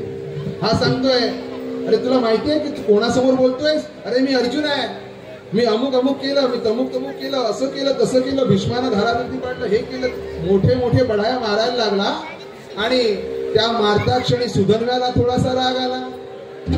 राग आल्याबरोबर काय झालं, सुधन्व्याने तो राग व्यक्त केला. सुधन्वा म्हणाला, अरे कसल्या बढाया मारतोस, कसल्या बढाया मारतोस युद्धाच्या? अरे ज्याच्यामुळे युद्ध केलंस तो कुठे आहे? ज्याच्यामुळे जिंकलास, युक्ती लढवल्यास बरोबर आहे. विजया तुझ विजय नसे की, विजया, विजया म्हणजे अर्जुनाचं एक नाव आहे विजय. तो जाईल तिथे विजय व्हायचा म्हणून त्याचं नाव विजय होतं. आमचे ठेवतात पण आमचा पराजय होतो असू नये, कारण आम्ही त्या निष्ठेचे नाही. मंडळी, विजया तुझ विजय नसे की, हरिविण आज पावसी मरण. काय झालंय, आज तुझ्या रथावर ते नाहीये धारण करणारे गोपाल कृष्ण. लक्षात घ्या, हरिविण आज पावसी मरण. आणि म्हणून साह्या केशव आणि, साह्या केशव आणि, तरीच मी करीन तुझ सहकामरण. त्याला बोलव, कोणाला? अरे त्या कान्हाला बोलव, तरच मी तुझ्याशी युद्ध करीन, नाहीतर करणार नाही, कारण माझ्या एका बाणात मरून जाशील. 25 वर्षाचा मुलगा, कुठून आला, कुठून हा आत्मविश्वास? एका बाणात मरून जाशील. अर्जुन तो थोपतोय. अर्जुन आणखी मोठ्या मोठ्या बढाया मारायला लागला. परंतु याच्या लक्षात आलं की हा बोलता बोलता थोडासा समजदार होता. त्याला लक्षात आलं की हा सांगतोय परत परत, याच्यावरती हा कोणाचा तरी वरद असला पाहिजे. वरद असतं कोणाचा तरी आहे, कोणाचा तरी भक्त आहे, वाचवणाऱ्याला कोणीतरी आहे, आणि म्हणून सांगतोय. आणि अशा बढाया मारता मारता थोडासा 2 पाय मागे जावं लागतं, लक्षात घ्या, आपल्याला सेफ राहायचं असेल तर. आणि म्हणून त्याने काय केलं, आपल्या भगवंताला हाक मारायचा निर्णय घेतला. कारण तो सांगतोय मी युद्ध करणार नाही रे तुझ्या बरोबर, तो आला नाही तर. बरं तो का सांगतोय? सुधन्वा सांगतोय, अरे तुझ्याकडे त्याचा नंबर आहे, तू हाक मारल्यानंतर तो लगेच येतो. आमचा हाकेला येणार नाही असं नाही, येईल पण थोडा वेळ लागेल, म्हणून तू बोलव. आता लक्षात आलं आणि हाक मारली. ये गरुडावर बसणाऱ्या, बसणाऱ्या, ये गरुडावर बसणाऱ्या,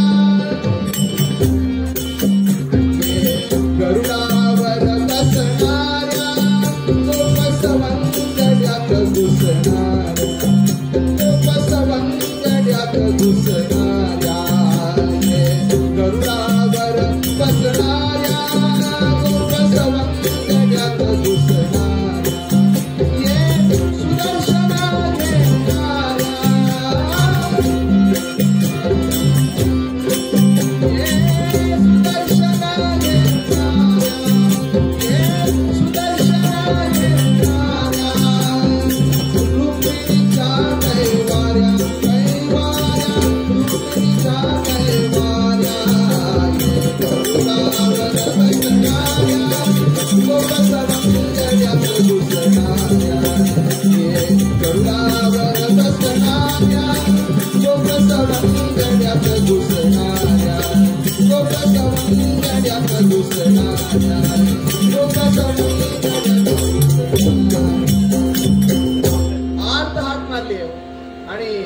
खरंच होतं. याच्या हाकेला सखा म्हटलाय. अर्जुन सख्य भक्ती आहे. अर्जुनाची हाक जाताच भगवान प्रगट झाले. त्याच्या अगोदर सांगितलं होतं सारथ्याला उतरून उभा राहा. आपल्या सारख्याला उतरून ठेवलं होतं का? कारण भगवंत त्यांच्या जागेवर प्रगट होणार. आणि म्हणून भगवंत प्रगट झाले. ते कुठे झाले? बरोबर सारथ्याच्या जागेवर प्रगट झाले. कसे झाले? कसे दिसले?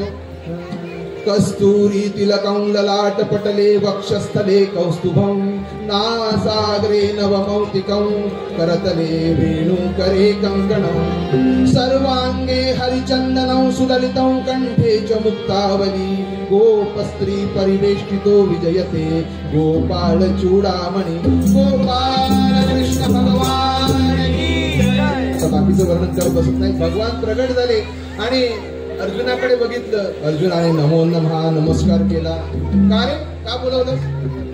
मी कुठे बोलवलं म्हणून? मी कुठे बोलवलं? त्याने बोलवलं. त्याने बोलवलं म्हटल्यानंतर भगवान वळले आणि सुधन्व्याकडे बघितलं. सुधन्व्याने नमस्कार केला, प्रणिपात नमस्कार केल्यावर आशीर्वाद दिला. विजयी भव. हा भगवंता बोलवलं मी आणि आशीर्वाद द्याला. तू काय सांगितलं? मी तुला विचारलं, तू सांगितलं त्याने बोलवलं, त्याला आशीर्वाद दिला. भगवंताचा हा नियम असा आहे मंडळी. आशीर्वाद दिला आणि पुढेचे युद्ध झाले की आपल्याला बघायचं आहे, परंतु यांचा जो नाभाग निघालाय ना तो आपल्या गंतव्यस्थानापर्यंत पोहोचतो का बघू. आणि अशा या घोड्यांच्या टापांचा आवाज चहूबाजूंना पसरलाय, आणि घोडा जोरात किंकाळला, ओरडला आणि धबकल्याबरोबर नाभागाला कळालं आलं ठिकाण. आता जरा नाभागाला पळवूया जरा परत एकदा, कारण पुढे कीर्तनाचा उलटा शब्द येतोय, सगळ्या आतुरतेनं वाट बघतायत. कीर्तनाचा उलटा शब्द करतो की त्याच्यासाठी सगळ्यांनी डोळ्यात प्राण आणून आतुरतेनं वाट बघताय. कळतंय काय झालंय? नाभाग गेलाय त्या यज्ञाच्या ठिकाणी. ब्राह्मणांना वाटलं होतं निरोप कोणाला पाठवलाय, नभग महामुनींना बोलवायला. कोण येणार घोड्यावरनं?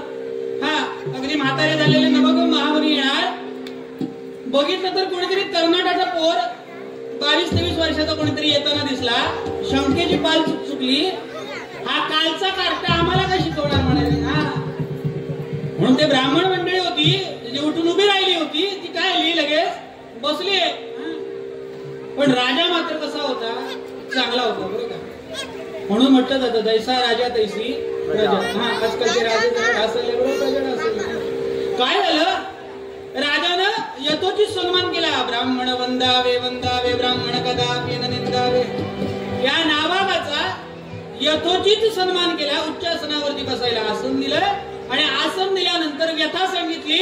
आज 6वा दिवस आणि या 6व्या दिवसाचं कर्म काय करतात ते या ब्राह्मणांना माहित नाही. म्हणून तुला पाचारण केलंय, तुम्हाला पाचारण केलंय. काय करा, जास्त वेळ दौडू नका, बुवाकडे फार वेळ नाहीये. 5 मिनिटात आवरायची पूजा म्हणाले. जास्त वेळ थांबू नका, लवकरात लवकर पूजेला सुरुवात करा. म्हणून सगळ्या पूजेची तयारी झाली आहे. सगळे मंत्रविधी म्हणून झाले आणि आता समारोपाकडे निघाली आहे पूजा. आता सांगताना 2 सेकंदात संपलं, परंतु ती पूजा व्हायला सकाळी सुरू केलेली ही पूजा संध्याकाळचा वेळ होत आला. सूर्य कशाला जात होता? अस्ताला जात होता. आणि अस्ताला जाणाऱ्या सूर्याला साक्षी ठेवून त्या पूजेचा यज्ञाचा काय करायचा? समारोप करायचा, अशी त्यावेळची पद्धत. म्हणून सर्वांनी उभं राहा म्हणून सांगितलंय. आणि आता समारोपाचं काय घेतो बाबा हा?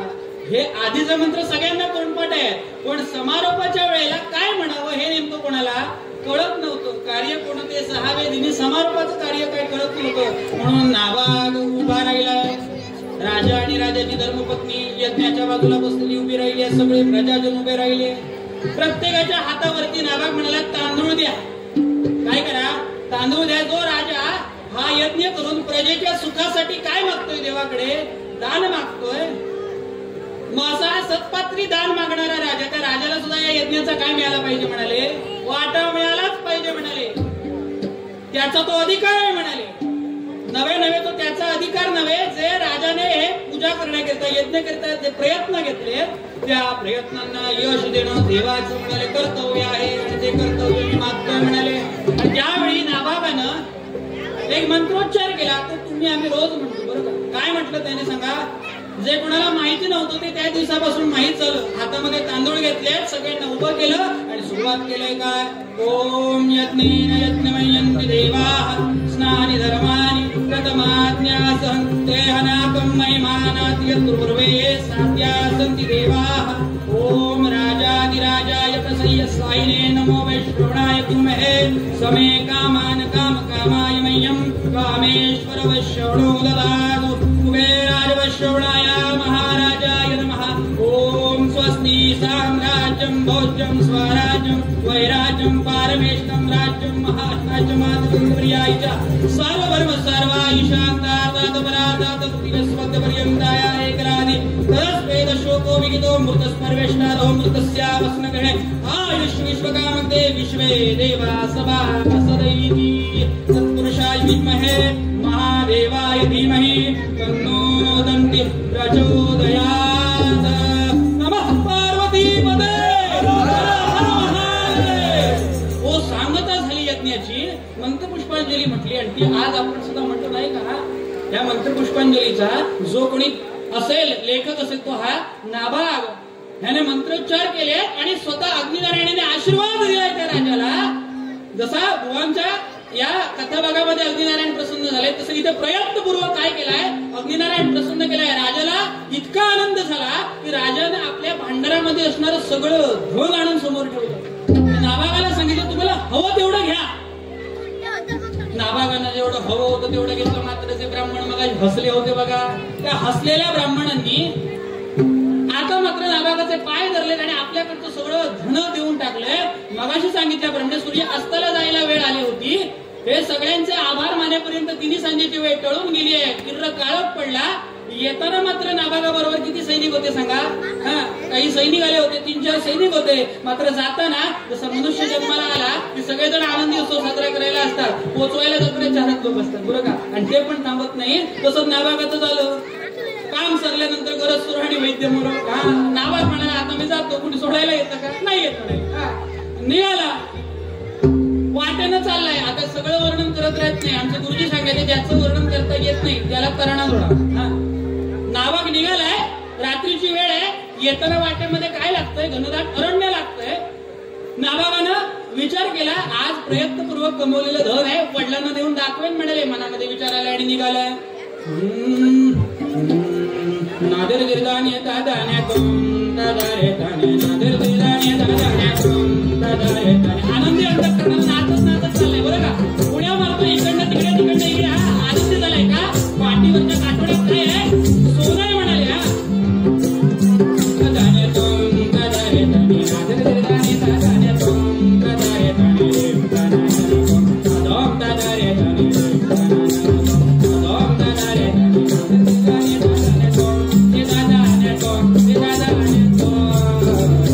तो निघालाय. त्याला निघू दे, कुठे पोहोचतो ते बघूया. तोपर्यंत बुवा काय सांगतात ऐकूया.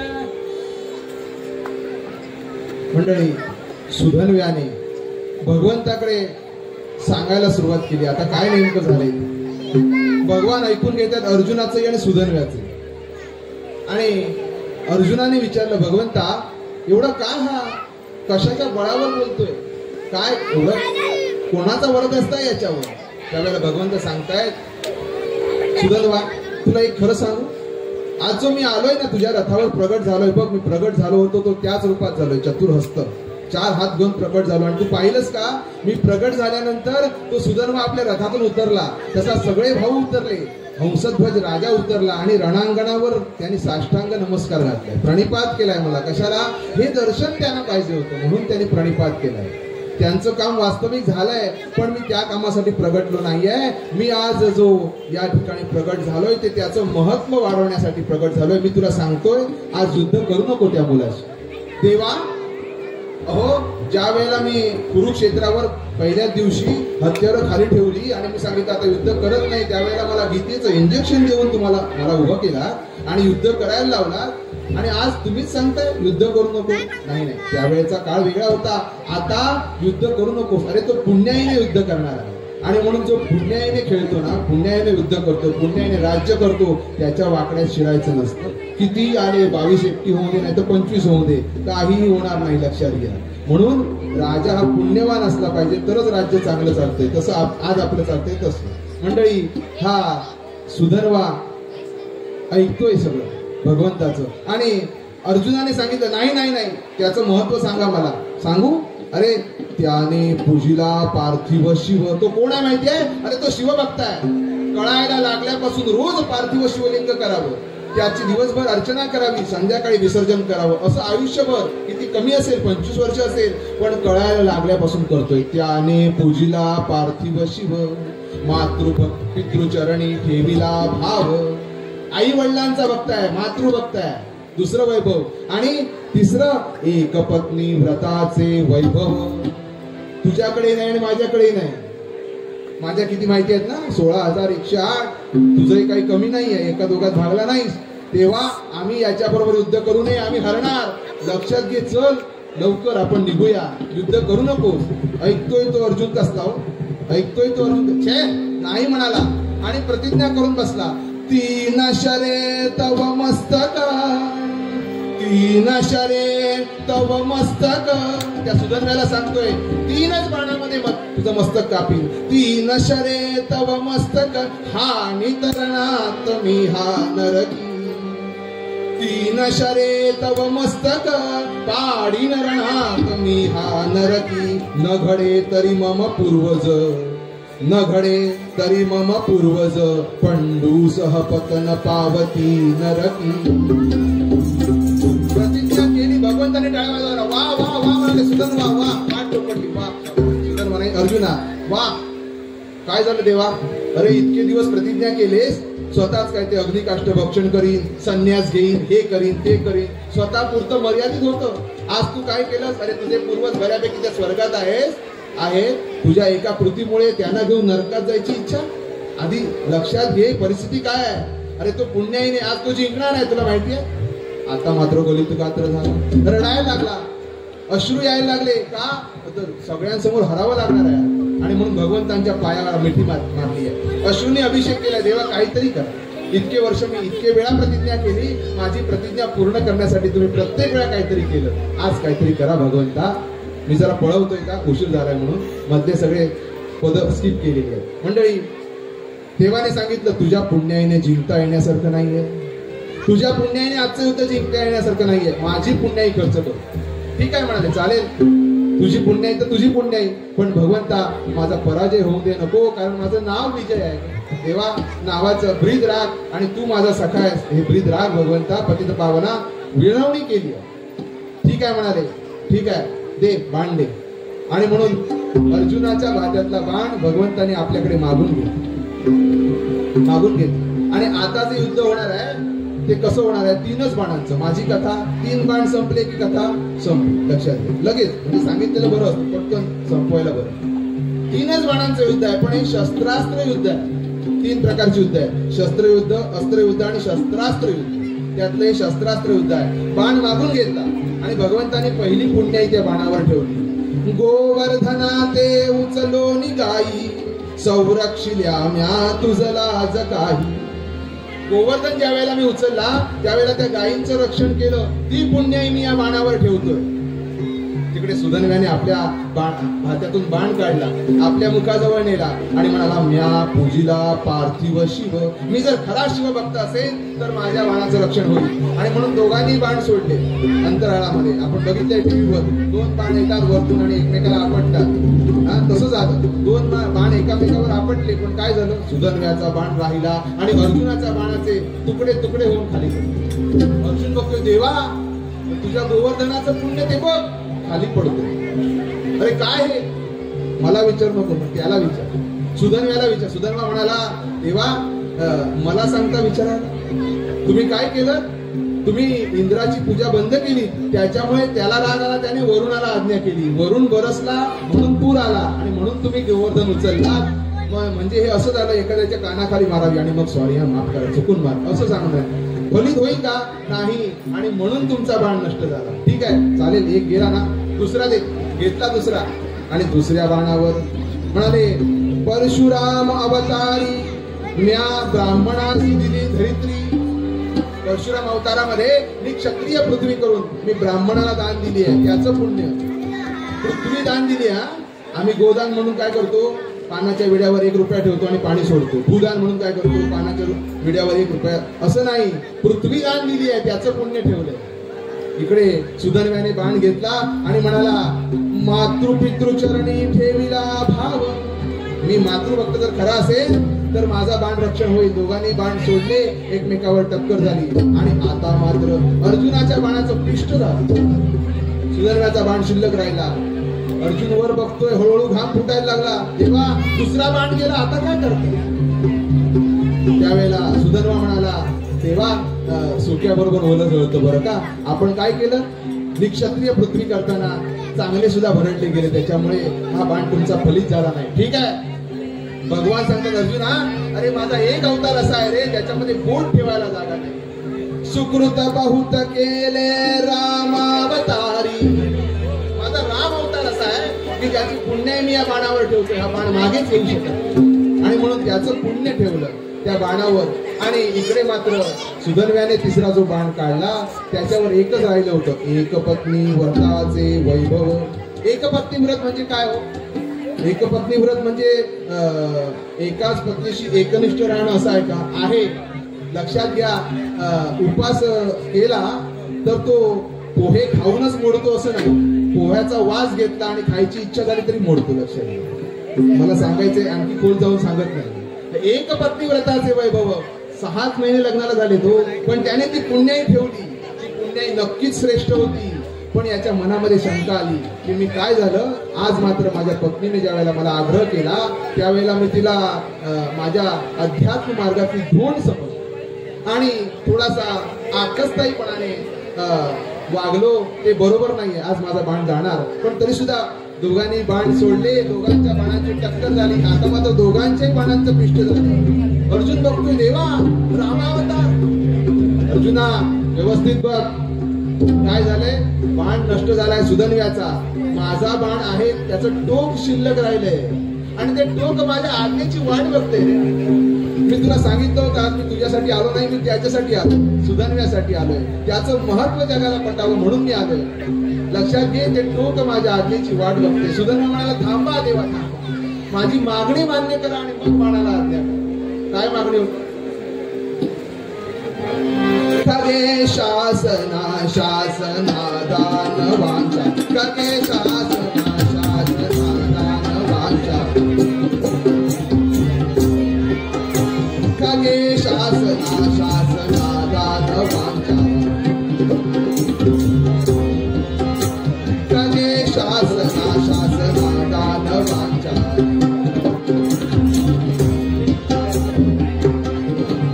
शासना दानवांचा, जगत्पालका देवानाथा रमेचा,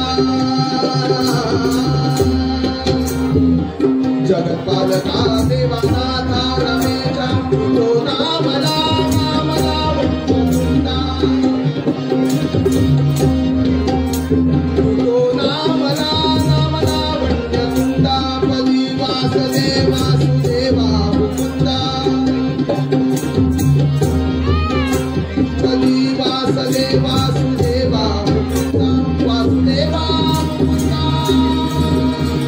वासुदेवा मुकुंदा, गोपाल कृष्ण भगवान की. काय मागणं होतं त्याचं. विनवणी करतोय, जगतपालका नाथा देवा रमेच्या. देवा एवढं करा, ते बाणाचं टोक येईल, माझं शिर उडवेल, मला माहिती आहे, पण ते कुठून उडावं. माझं जे स्वरयंत्र आहे त्याच्या खाली लागावा बाण, माझं शिर उडावं आणि ते तुमच्या हातात पडावं आणि तिथपर्यंत माझं नामस्मरण चालू राहावं. मंडळी, बाणाला आज्ञा झाली आहे, बाणाचं टोक आलं, शिर उडालं आणि ते शिर उडता क्षणी भगवंतांनी रथातून उडी मारतो. धावले, आपण कॅच घ्यायला लावतो, धावले आणि ते शिर आपल्या हातामध्ये घेतलं. रक्तामध्ये थरथरणारं ते शिर आपल्या हातामध्ये घेतलं. भगवंताच्या डोळ्यातून पाणी यायला लागलं. तेव्हा अर्जुनाला वाटलं मी काहीतरी चूक केली, मी चूक केली. भगवंता एवढा का महान होता. अरे हो, एवढा महान होता आणि नुसता महान नव्हता, एवढ्या पुरता त्याची योजना केली आहे. काय योजना केली आहे अरे तुला माहिती आहे का. आणि म्हणून आर्त हात मारली. कैलास राणा शिवचंद्र मौळी, फणींद्र माथा मुकुटी झळाळी, कारुण्य सिंधू भव दुःखहारी, तुझ वीण शंभो मज कोणतानी, पार्वती पते.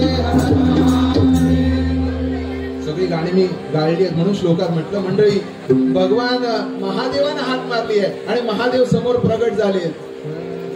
यौ दौ शंख कपाल भूषित करौ, मालास्ति मालाधरौ, देवं द्वारवती श्मशान निलयौ, नागारि गौ वाहनौ, पितृक्षु बलिदक्ष यज्ञमतनौ, श्रीशैलजा वल्लभौ, पापं मे हरता सदा हरिहरौ, कुर्यात् सदा मंगलौ, पार्वती पते.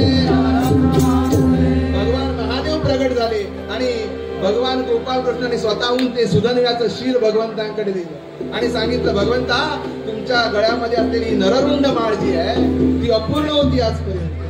हा मेरुमणी, हा जो हार आहे त्याला हार कधी म्हणतात, हा मेरुमणी असल्यानंतर, नाहीतर ती माळ होते. लक्षात घ्या, माळ होती आजपर्यंत, आता हार होईल. हा सुधन्वा त्या मेरुमण्याच्या ठिकाणी लावा आणि त्या सुधन्व्याचं ते नररुंड त्या ठिकाणी मेरुमण्याच्या ठिकाणी लावलंय आणि भगवंतांची ती नररुंड माळ पूर्णत्वाला गेली आहे. आज सुद्धा जोपर्यंत सूर्यचंद्र आहेत, जोपर्यंत शिव आहे, तोपर्यंत शिवांच्या गळ्यात त्या माळेमध्ये या सुधन्व्याचं महत्व आहे. कशामुळे देव करील दया, दयावरी देव करील दया. या ठिकाणी थोडक्यात माझा कथाभाग मी आटोपता घेतोय. बुवांचा राहिलेला अगदी 5 मिनिटात पूर्ण होईल आणि कीर्तन संपते. आणि अशा प्रकारे हा नावाग निघाला होता आणि तो आता जाताना आवाज येत होता.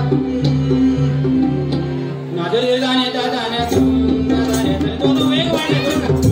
वेग एवढा वाढवला, एवढा वाढवला. नादर जाण्याच्या जाण्यात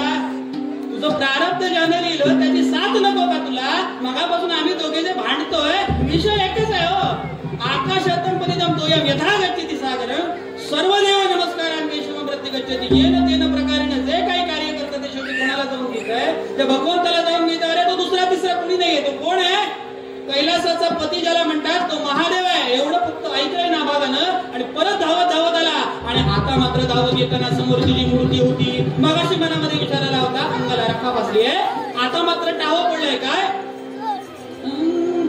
ते भस्म दिसायला लागले, त्या राखेचं काय दिसायला लागले आता? भस्म. भस्म उटी रुंड माळा गळा. गोवानी जी माळ घातली त्याचं वर्ण यायला नको का? ती रुंड माळा दिसते. भस्म उटी रुंड माळा गळा. हाती त्रिशूळ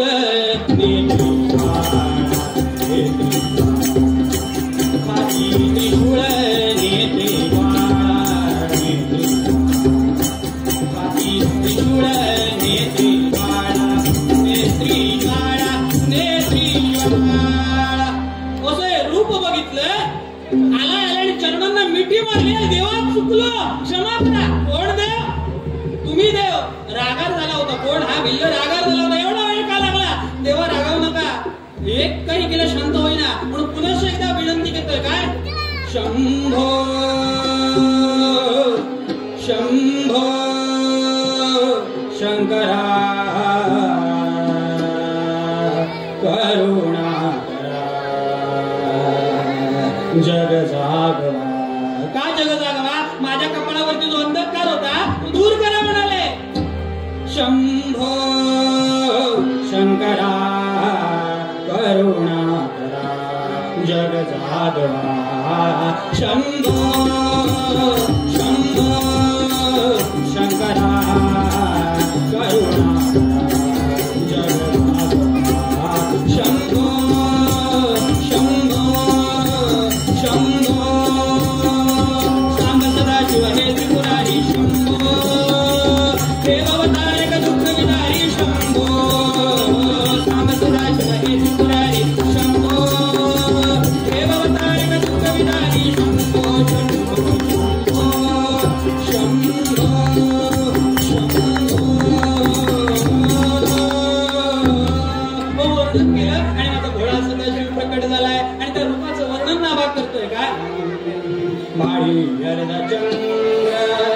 माती शुभ्र गंगा. मगापासून जे राख दिसत होती तिथं आता काय? बाळी हरद चंद्र माती शुभ्र गंगा. पिंपिले सर्वांगा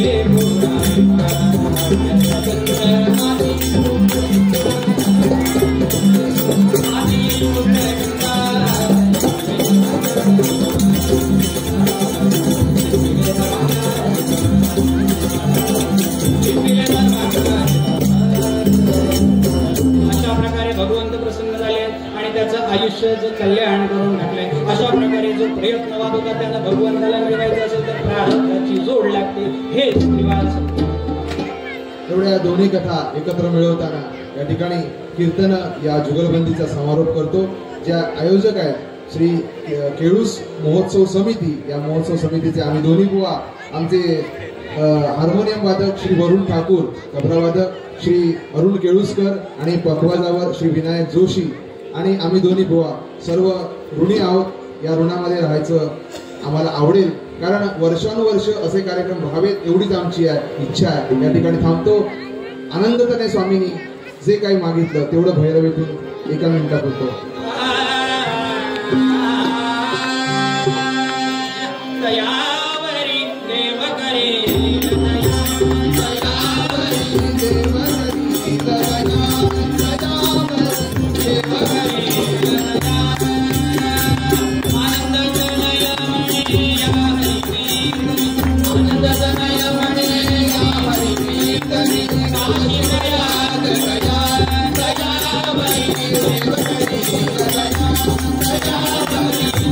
Kadi झाले